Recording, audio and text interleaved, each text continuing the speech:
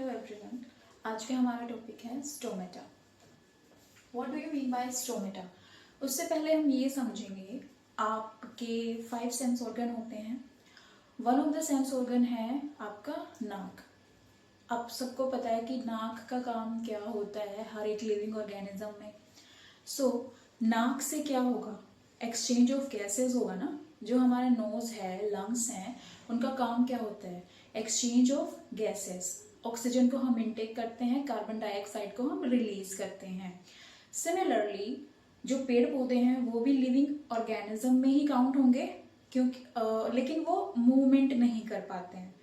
लेकिन जो other living organisms हैं वो मूवमेंट कर सकते हैं।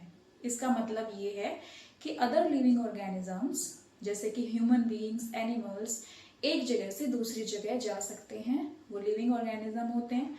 लेकिन जो प्लांट्स हैं वो भी लिविंग ऑर्गेनिज्म ही हैं, लेकिन वो मूवमेंट नहीं कर सकते। अब अपने टॉपिक पे आते हैं, स्टोमेटा क्या होते हैं। मैंने आपको ये बताया कि जो हमारी नोज है उसका काम क्या है? एक्सचेंज ऑफ गैसेस करने का। नाक से तो हम सांस लेते हैं ना। सिमिलरली जो प्लांट्स हैं उनमें भी एक ऐसा पार्ट होता है जो कि एक्सचेंज ऑफ गैसेस के काम आता है, ठीक है, जिसके थ्रू गैसेस का एक्सचेंज होता है। उस पार्ट का नाम है स्टोमेटा। और जो स्टोमेटा है वो मिलता कहाँ है? पेड़ पौधों में, लीव्स के लोअर एपिडर्मिस में। फॉर एग्जाम्पल ये लीव है, इसके लोअर एपिडर्मिस ये होगी और लोअर एपिडर्मिस में ही स्टोमेटा पोर्स पाए जाएंगे, ठीक है। So these are the tiny pores present in the lower epidermis of the leaf and stem, through which gases exchange and transpiration occur. अब यहाँ पे एक नया टर्म आया है, ट्रांसपीरेशन। ट्रांसपीरेशन का मतलब क्या है? इवेपोरेशन आप अच्छे से समझते होंगे।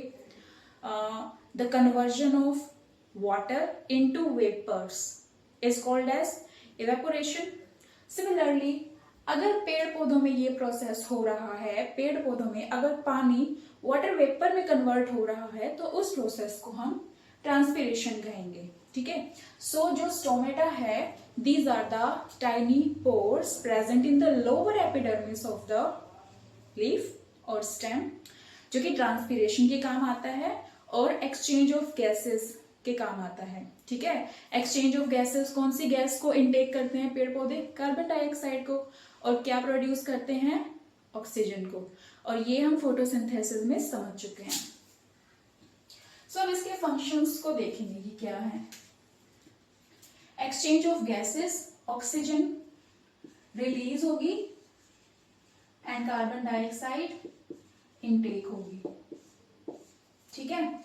स्टोमेटा का जो फर्स्ट फंक्शन है, वो पहला फंक्शन यही है कि ये कार्बन डाइऑक्साइड को इनटेक करेगा और ऑक्सीजन को ये रिलीज करेगा। Loss of large amount of water during transpiration. So ये दो फंक्शंस होते हैं इसके। तो हम ये कह सकते हैं ना कि स्टोमेटा के सिर्फ और सिर्फ दो फंक्शन होते हैं, एक तो एक्सचेंज ऑफ गैसेस का और एक ट्रांसपीरेशन का। ट्रांसपीरेशन का मतलब क्या है?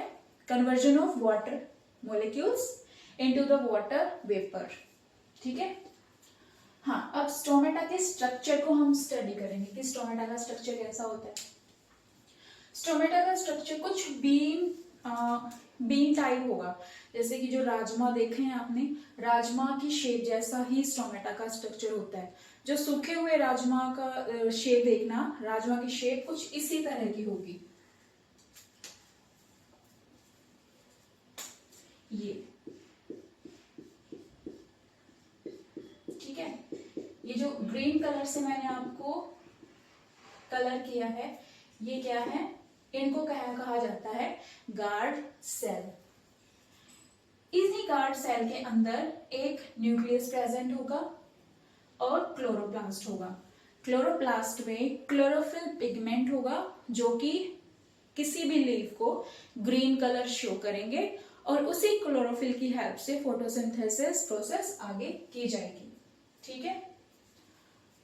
अब हम ये समझेंगे कि अगर स्टोमेटा ओपन होंगे तो क्या होगा और स्टोमेटा क्लोज होंगे तो क्या होगा। सो ओपन स्टोमेटा का स्ट्रक्चर कुछ ऐसा दिखाई देगा और क्लोज्ड स्टोमेटा का स्ट्रक्चर कुछ इस तरीके से दिखाई देगा। ठीक है। अब मैं इसको आपको एग्जाम्पल के साथ समझाती हूँ कि एक्चुअली में होता क्या है। आपने किशमिश देखी होगी, सूखी हुई किशमिश जो होती है, मतलब अगर किशमिश को आप ओवरनाइट पानी में सोख करके रख देंगे तो सुबह आपको क्या दिखाई देगा, जो किशमिश की शेप है वो कैसी हो गई है, वो फूल गई है ना, वो स्वेल हो गई है, वो फूल गई है। सिमिलरली अगर गार्ड सेल के अंदर पानी भर जाएगा, अगर गार्ड सेल के अंदर पानी भर जाएगा तो ये स्वेल करेंगे, ठीक है।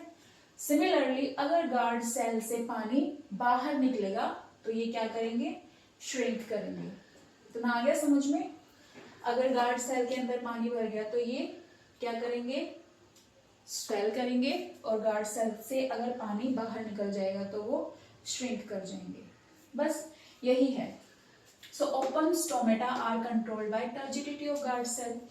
अब यहाँ पे ये जो गार्ड सेल है, ओपन स्टोमेटा, जब भी स्टोमेटा ओपन होगा उसको कौन कंट्रोल करेगा, टर्जिडिटी ऑफ गार्ड सेल। ये जो गार्ड सेल है ना, यही ओपनिंग एंड क्लोजिंग को क्या करते हैं, कंट्रोल करते हैं। बस ये इतना सा आपको स्टोमेटा के बारे में पढ़ना है। होप सो आपको ये वीडियो समझ में आ गई होगी। Thank you.